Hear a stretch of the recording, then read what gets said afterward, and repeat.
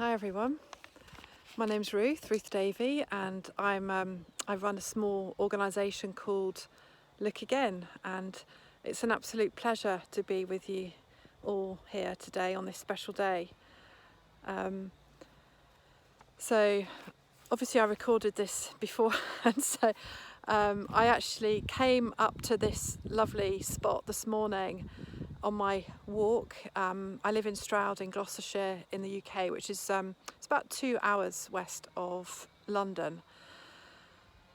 And I discovered, I was exploring and saw something quite meaningful to me this morning, so I thought I'd actually come back up here today so that I could share this with you.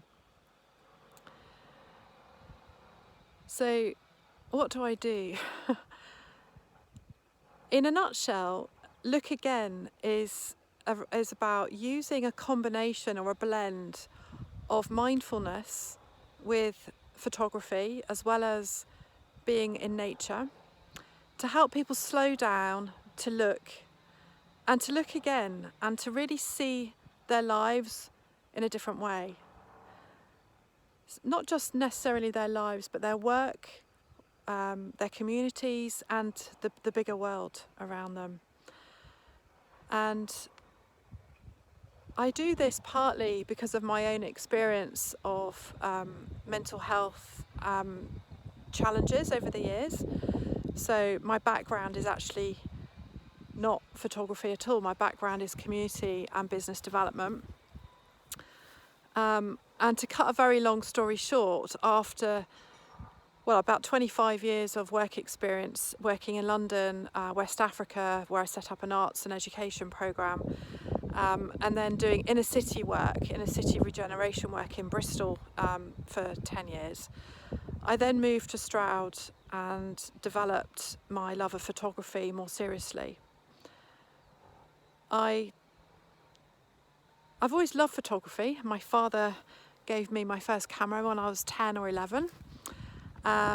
Which I always treasured. And then my first film SLR, I bought my first one when I was 19. And when I was 21, I was travelling in the northeast part of Kenya, and somehow, it's a very long story, but basically my camera was stolen at gunpoint by some bandits on a stretch of road there, which was the most terrifying experience of my life. However, I survived, and I remember that when I need courage and resilience. I don't actually know quite what happened to the camera, but that's a story for another day. It was only about 13 years ago when I started to take photography more seriously. And to cut another long story short, I had a few exhibitions, started getting photography commissions, but my idea was always that I wanted to use my love and experience of photography with community development and to somehow help others find their voice through photography. But this wasn't an easy journey, and I'm a single parent, and it was really tough to make a living doing what I was hoping to do. And I got various part-time jobs as well to see me through. So but things were tough, and at times I had challenges with anxiety and a couple of episodes of depression. And then about 5 years ago, I had what at the time I referred to as a breakdown, and I couldn't get out of bed, and it was really quite scary, and I could just about get my son to get to school and make sure he was fed, and that was about it really. So I couldn't work for a while. And then as part of my recovery process, I thought, well, what do I really love in life? And I knew that photography was part of that, and nature, and walking in nature. And by then I'd also got into mindfulness, although I wasn't practicing it in the way that I have done since, but I started to take that a bit more seriously as well. And I started combining these four things and realised quite soon that this was really helping me to calm down, to become more consciously aware of the moment, and that by taking more notice of what was around me in this more considered and conscious way, that I became a lot more grateful for what I have, and for what I had back then, and started to really appreciate things in a different way. And I also started to connect with nature, and I guess to trust nature in a way that I hadn't really done, well, not in a conscious way before anyway. So that brings me to kind of now, in the sense that as a result of that experience, I then developed my methodology in mindful photography,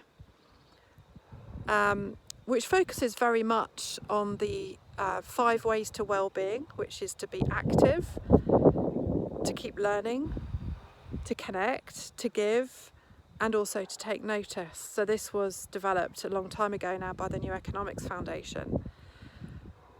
I then started to really focus on the attitudes of mindfulness, like curiosity, the beginner's mind, gratitude, appreciation, compassion, non-judgment, non-striving, and there's a few more. And then more recently, I've developed my own framework, which I call the 7 C's Plus, which is more around helping us to use our sight and photography to build resilience as we deal with times of uncertainty and change. Now, I developed that, I started developing that about a year ago with the climate crisis in mind. Really, it's something that is very dear to my heart, and I'm quite involved in climate change related activism as a photographer mostly, and I don't really have time to go into the details of that particular of this framework right now, but there is more information on my website. But I basically use a combination of the things I've just mentioned, plus a whole load of other things, creative, participatory approaches to photography, therapeutic approaches, as well as, the therapeutic benefits of being in nature is actually a massive part of what I do. So I'm not a phototherapist, and I don't tend to even refer to my work generally as therapeutic photography, although from the feedback I get, that is something that participants from my workshops and courses refer to quite a lot. Oh, that was really therapeutic. So that brings me to today, literally to today. So I woke up this morning. Here we are in the UK. We're in I think it's week 7 of lockdown. And the last couple of days, I've actually been really struggling with all the uncertainty that we're facing, and just not knowing how long this is all going to go on for, and how things, when things are going to change, how they're going to change. And I woke up this morning feeling really quite anxious. So I thought, I know what I need. I need a walk in nature. So I came up to where I'm standing now. I was just walking up from the area behind me. And as I approached what I'm about to show you, it just felt really important. And it's a really good illustration of how I work, as well as hopefully the benefits that this can offer you and others that you work with. So I was just walking up, and had nothing particularly in mind, but my eyes were open, obviously, and then I was feeling really I'll show you first. So this is what I came across. So a skip, basically. A skip full of mostly rusty barbed wire, and a few cans of lager, cans of beer, other bits of rubbish. And when I saw this, I thought, wow, I had a closer look. I mean, I love colours, I love textures, something that, you know, I'd automatically drawn to something like this, and the skip here, the colours, the textures again. And I'm sure that as fellow photographers, you totally get what I'm talking about. But there was something more to it. So I thought I was feeling really trapped. And I thought, God, this barbed wire, it's kind of like, yeah, it's that idea of feeling trapped and wanting to break out, but not being able to break out. And actually wanting more freedom, but being really restricted, but wanting to break free. And coming on this walk and thinking, okay, so I'm open to nature and other things teaching me something as I go on my walks. And I had another look, and then I noticed, well, I started to notice more clearly the nettles, the stinging nettles.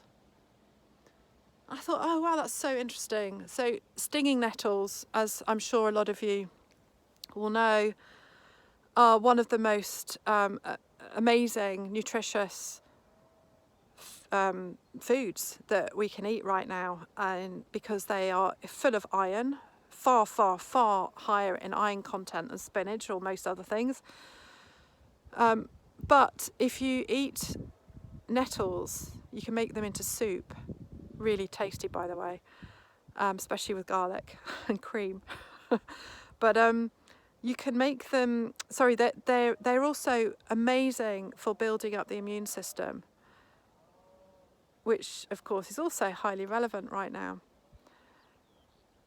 And I just suddenly thought, my God, here we are, or here I am looking at this barbed wire, which is basically expressing how I've been feeling the last few days, feeling trapped and estrangulated almost by what's going on, to then looking at this nettle and thinking, okay, so for me right now, that is about self-care. It's about nurturing myself, caring for myself. What do I need right now to look after myself within this situation?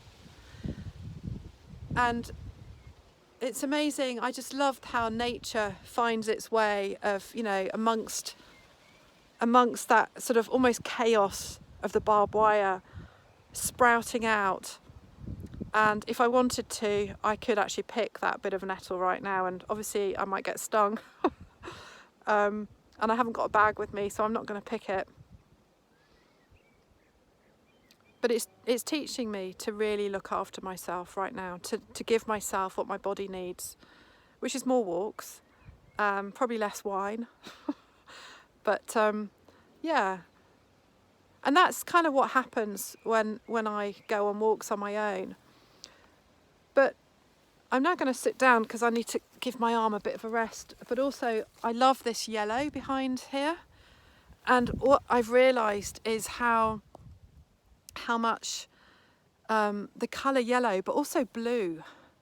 Yellow and blue at the moment really make me feel happy. So if I wear yellow and blue, I just feel so much happier. Yeah, so my time's nearly up. And I'm rambling, and I'm not actually saying what I was planning on saying, but I'm just going with the flow.